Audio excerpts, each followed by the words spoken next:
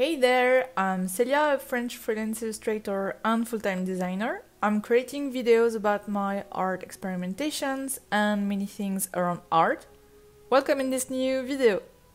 I was a bit late, but in April last year I finally decided to try out the Himi Jelly Gouache palette. I was seeing it everywhere on every platform and I was super tempted. But at the same time, I was really afraid by the quality and the longevity of the palette. The fact that every color was opened was a big no for me.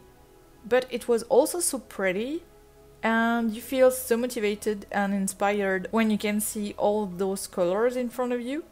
So I bought it almost 1 year ago, and since then I used it once or twice a month. I mainly use the same colors because I usually use the same color palette, and so far it works way better than I expected. What I mean by that is that the colors that I'm using twice a month are still super fresh. Each time I'm spraying a bit of the hydration spray to correct the consistency of the paint. For the ones that I'm not using often, it requires a bit more hydration spray if I want to use them.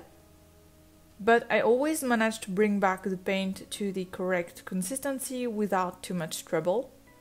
So in terms of longevity, I'm really happy with this palette and I always love to use it. In order to keep it clean, I always transfer the paint on a palette on the side to not mix the colors together. It helps to keep the palette really clean.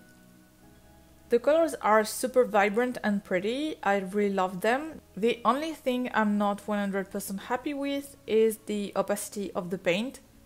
The colors are already a bit muted, but they're not super opaque. So if you want to have something really opaque, you'll need to add some white, and it turns all the color pastel.